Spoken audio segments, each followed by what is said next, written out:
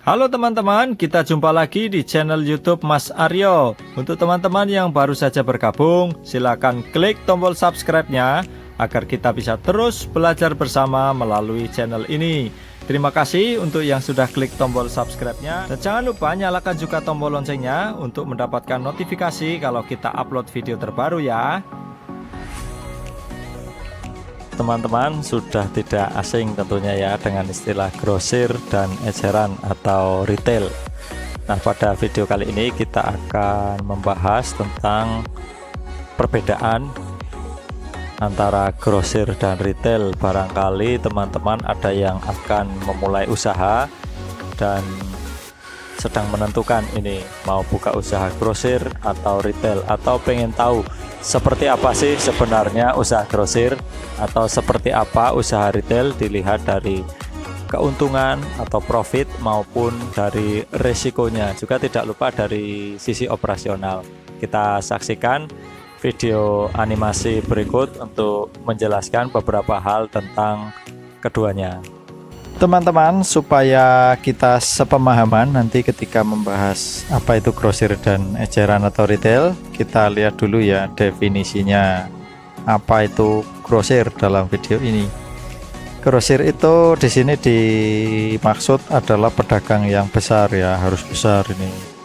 Terus dia memperoleh barangnya dari produsen atau dari pabrik langsung, kemudian dijualnya ke konsumen akhir dalam jumlah yang besar atau kepada pengecer atau kepada pedagang retail. Itu yang dimaksud grosir. Terus yang dimaksud eceran atau retail di sini adalah pedagang yang ya bisa kecil bisa besar skalanya, tapi hanya jual barang langsung ke konsumen akhir seperti itu ya. Nah, sekarang yuk kita bahas lebih detail tentang grosir dan juga retail atau eceran. Kita lihat kelebihan dan kekurangannya masing-masing ya. Nah, teman-teman, kita bahas dulu satu-satu ya, mulai dari kelebihan grosir. Untuk omsetnya besar, otomatis labanya besar karena mereka kan menjual barangnya dalam satuan yang besar ya. Itu satu kali transaksi sih bisa berjuta-juta ya, karena menjualnya dalam satuan yang besar, per dus begitu atau per pak begitu. Kemudian yang kedua, varian barangnya nggak harus banyak, ini kelebihannya, karena grosir itu biasanya jualan barang spesifik. Misalnya grosir sembako, jualnya hanya sembako aja. Kalau grosir pecah belah ya pecah belah aja. Misalnya grosir kemasan plastik ya hanya kemasan plastik aja. Terus yang ketiga, untuk segmen market atau pasarnya itu cenderung homogen, cenderung sama lah gitu. Misal yang beli ya kalau grosir biasanya pedagang retail yang menjual barang-barang itu, atau kalau grosirnya grosir sembako biasanya ada yang dari konsumen langsung atau end user langsung beli ke grosir karena dia beli dalam jumlah besar. Misal kalau grosir sembako itu yang beli catering, kemudian rumah makan, restoran, atau kalau bahan-bahan kue itu biasanya produsen kue gitu.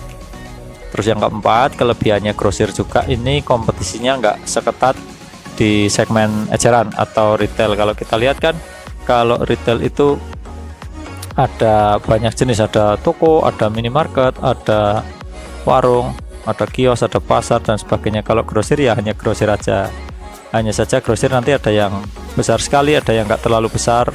Itu ada segmentasinya juga. Untuk kekurangannya grosir ini, yang pertama modal awalnya besar banget teman-teman, karena mau menjual dalam jumlah besar, jadi barang-barang yang di stok itu harus banyak juga gitu. Terus kemudian modal awal yang lain untuk tempat. Nah, barang-barang yang besar itu tadi harus disimpan dengan baik di tempat yang baik juga gitu, di gudang. Kalau belum punya gudang, otomatis bikin gudang dulu. Itu juga modal yang sangat besar. Terus yang kedua, risikonya juga besar. Kalau barang-barangnya nggak terjual dengan lancar, misal nggak laku gitu ya, penjualannya lambat padahal numpuk banyak banget di gudang, itu juga risiko. Atau mungkin barangnya hilang, atau kalau bahan makanan juga kadaluarsa padahal satu jenis barang stoknya sangat banyak dan tanggal kadaluarsanya kan sama karena produksinya sama, itu juga jadi resiko tersendiri. Terus juga bisa rusak, misal dimakan tikus dan sebagainya, itu juga patut dipikirkan, yaitu resiko yang sangat besar kalau bagi saya, teman-teman. Terus untuk biaya operasional, ini kekurangan yang lain, ini juga makan biaya yang sangat besar. Nggak mungkin grosir besar ditangani sendiri gitu, diangkat sendiri, diantar sendiri, pasti harus ada karyawan. Juga jumlahnya juga kalau semakin besar skala usahanya, jumlah karyawannya juga semakin besar. Kalau kita baru mulai langsung buka grosir besar, ya tentu butuh modal yang sangat besar. Terus yang lain transportasinya, teman-teman. Itu tadi, kalau barang-barangnya sangat banyak, misal kita mau antar ke tempat konsumen, tentu nggak cukup pakai motor ya, harus minimal mobil pickup lah, atau mungkin bahkan bisa pakai truk kalau memang besar sekali.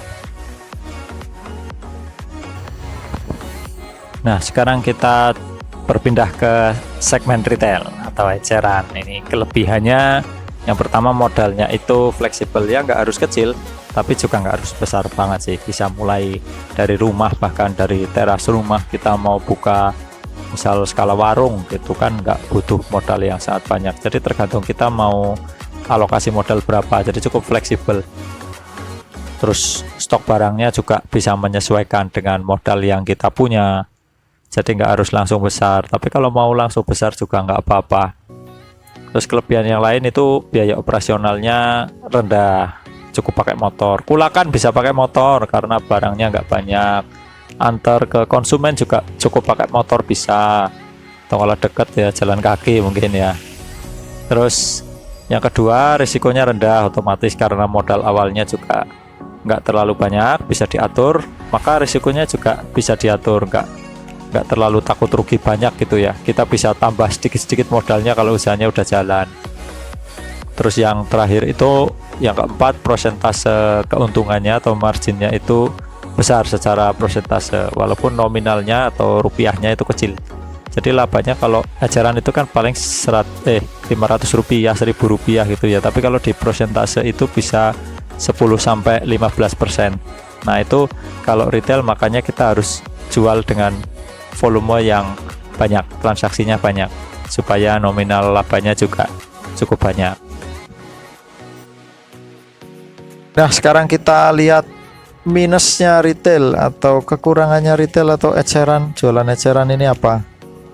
Yang pertama, omsetnya, teman-teman, pasti lebih kecil dari grosir karena penjualannya juga volumenya lebih kecil. Kalau grosir kan jual langsung banyak, kalau kita retail ini lebih ke satuan-satuan kecil, jadi omsetnya juga kecil. Terus varian barang atau itemnya itu harus banyak, teman-teman, supaya lengkap. Itu kesan lengkap itu membuat konsumen datang karena apa yang ingin dia cari kemungkinan besar ada.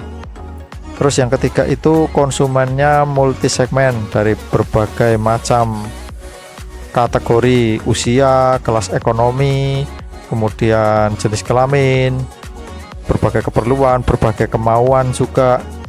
Otomatis juga daya belinya beda-beda. Ada yang carinya yang murah, selalu yang murah, tapi ada juga yang dikasih murah, ada yang tidak mau, dia pilihnya yang bagus, kita nggak suka yang murah gitu dan sebagainya. Ada yang suka nawar, ada yang tidak suka nawar dan sebagainya. Ya itu semua harus diakomodir kalau di retail, teman-teman. Kita harus mengakomodir banyak orang dengan banyak kebutuhan dan keinginannya sendiri-sendiri. Kemudian yang keempat, persaingannya atau kompetisinya ini ketat sekali. Bayangin aja, kita lihat ada toko, ada minimarket, terus minimarket waralaba, ada warung, ada kios-kios di pasar, itu semua masuk kategori retail. Dan biasanya toko retail satu dengan yang lain barangnya itu banyak kesamaan. Itu membuat persaingannya yang sangat ketat. Jadi kalau kita mau masuk usaha retail, kalau misal baru mau buka usaha kemudian memutuskan untuk buka eceran aja, retail aja, itu kita harus siap-siap dengan kompetisi yang sudah pasti sangat ketat, teman-teman. Nah, teman-teman, itu dia video kita kali ini. Terima kasih buat yang udah nonton sampai habis. Mudah-mudahan bermanfaat buat kita semua. Sampai jumpa di video berikutnya ya.